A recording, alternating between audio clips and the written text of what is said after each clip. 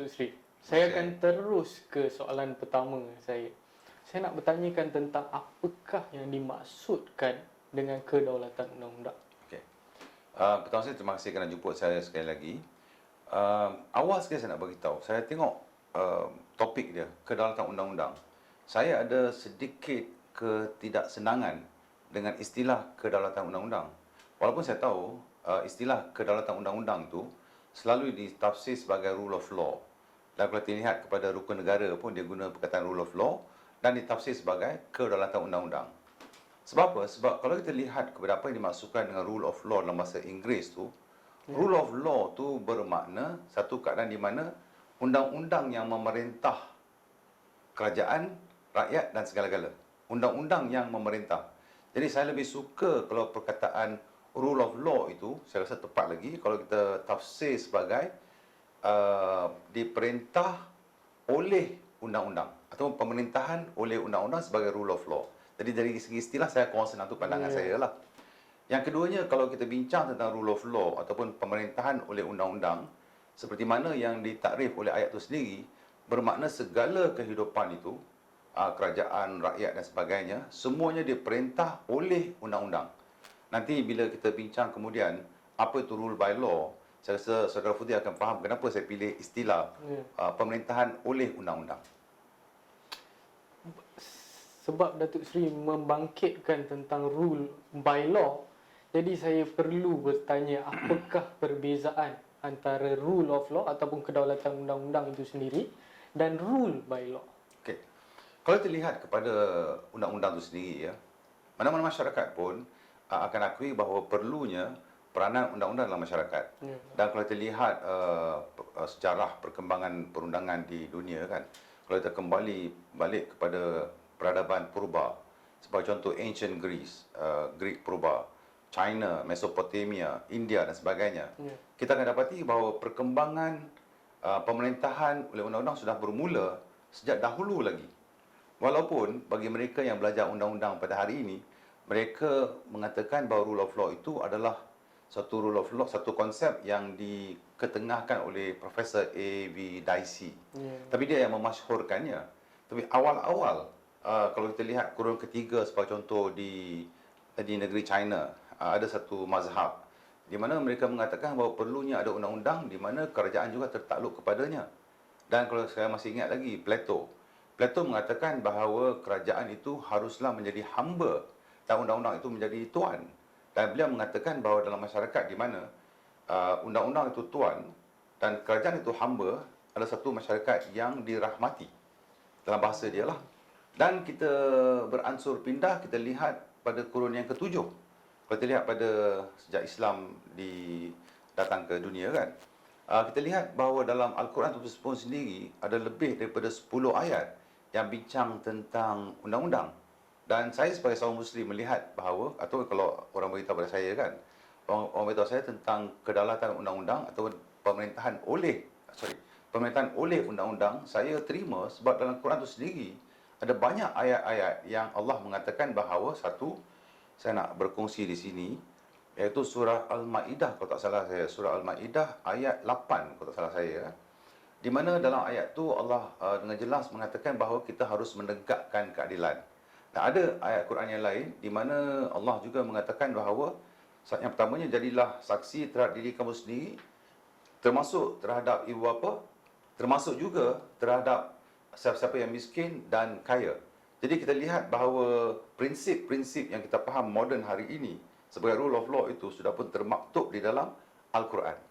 Jadi secara umumnya kita dapati bahawa prinsip asas kepada rule of law ataupun pemerintahan oleh undang-undang ialah di mana undang-undanglah yang memerintah, mentadbir urus semua orang dalam satu kawasan politik atau satu negara. Jadi tidak ada orang yang tinggi daripada undang-undang. Dan yang saudara Futi tanya tadi tentang rule by law ya. Ya, benar. Okey. Beza di antara rule by law dan rule of law ni begini. Satu ketika dulu dalam masyarakat, dalam perjalanan sejarah manusia perundangan ini, kita dapati bahawa di Greek sebelum Plato sebagai contoh ya, kita ada undang-undang tetapi pemerintah adalah atas daripada undang-undang. Jadi pemerintah memerintah melalui undang-undang. Bukan mereka diperintah oleh undang-undang, tapi mereka memerintah melalui undang-undang. Bermakna semua rakyat jelata itu tertakluk kepada undang-undang, tetapi pemerintah dan pembesar-pembesar negara tersebut tidak tertakluk kepada undang-undang. Jadi itu beza di antara rule of law dan rule by law. Saya tertarik dengan satu artikel yang Datuk Seri sendiri tulis ya, di mana artikel itu adalah tajuk artikel itu adalah Abuse of Court Process and Rule of Law. Okay. Dan satu part di dalam artikel itu ataupun petikan daripada artikel itu, saya nak bacakan di sini. Ia mengatakan seperti ini. The position is quite clear in criminal proceeding, where if the criminal process has been abused such that a person has obviously been wrongly charged in court under certain condition, the person will have a remedy for malicious prosecution. Saya nak tanya, adakah penting sesuatu masyarakat itu mempunyai remedy for malicious prosecution dalam menjaga kedaulatan undang-undang itu sendiri?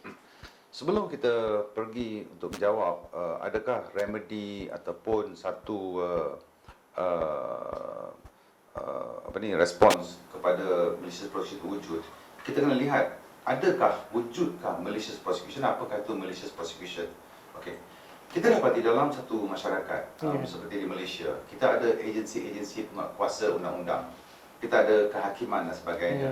Jadi kalau kita lihat kepada salah satu daripada agensi penguatkuasa undang-undang adalah Jabatan Pendakwa Raya, Jabatan Peguam Negara, maaf saya. Jabatan Peguam Negara.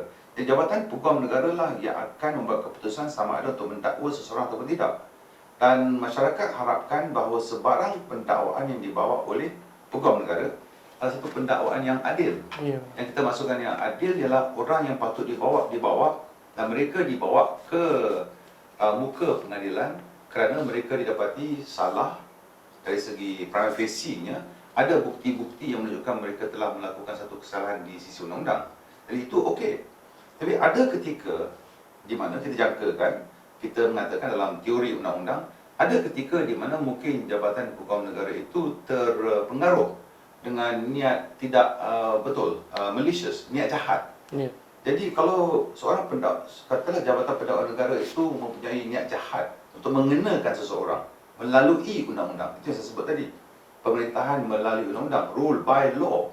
Jadi malicious prosecution itu pendakwaan yang berasaskan berniat jahat itu menggambarkan keadaan di mana wujudnya rule by law, pemerintahan melalui undang-undang.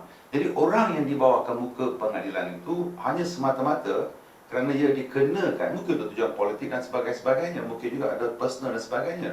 Di mana jentera-jentera agensi-agensi penguatkuasa seperti polis, seperti rasuah, badan-badan agensi semua ini, kasta dan sebagainya, tak kira lah sebagai contoh ya. Jadi mana-mana agensi penguatkuasa itu disalahguna untuk mengenakan seseorang. Jadi itu dinamakan malicious prosecution. Jadi di Malaysia, jika ada pendakwaan yang berniat jahat, wujud remedy di Malaysia di mana orang yang merasakan diri mereka telah dibawa ke mahkamah atas niat jahat, mereka boleh mengadu dan mengambil satu tindakan undang-undang sivil untuk mendapatkan remedy. Dan of course pembuktiannya agak susah sedikit sebab kita nak buktikan wujudnya satu niat yang jahat. Di dalam konteks ini saya nak sambung kalau boleh. Dalam konteks ini kita lihat betapa pentingnya rule of law ni. Katalah kita bincang tentang memain bola sepak ya. Dalam bola sepak tu kita ada pemain-pemain, kita ada referee, kita ada goalkeeper. Cuba bayangkan ya, kalau yang buat semua peraturan bola sepak itu adalah goalkeeper di satu pihak. Dia yang buat peraturan dan dia yang akan menentukan sama ada peraturan itu diikuti ataupun tidak, dan dia yang akan melaksanakan peraturan. Maknanya ketiga-tiga dia lah. Jadi kalau itu berlaku, kita boleh lihat setentu akan wujud keadaan yang ketidakadilan. Betul kan? Betul. Jadi di sini yang orang undang-undang ni dia kata dalam rule of law tu, untuk jadi adil, dia mesti ada pemisah, separation of powers yang dia kata tu. iaitu di antara kehakiman, judiciary, legislature, iaitu pengubal undang-undang, dan satu lagi ialah executive. Ya. Jadi ketiga-tiga ni dipisahkan. Daripada contoh bola sepak kita faham kenapa perlunya ini ya. Dan bukan itu sahaja, banyak prinsip-prinsip rule of law yang penting yang rakyat kena faham. Sebab tanpa rule of law, tanpa diperintah oleh undang-undang, rakyat biasa pasti boleh ditindas. Ya, mungkin kita bincang kemudian apakah itu prinsip-prinsip dalam rule of law.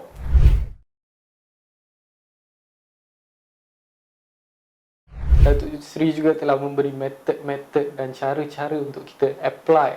Saya percaya untuk diri saya boleh ambil dan juga untuk semua yang mendengar. Terima kasih Datuk Seri. Terima kasih banyak. Sama-sama. Assalamualaikum. Terima kasih. Assalamualaikum.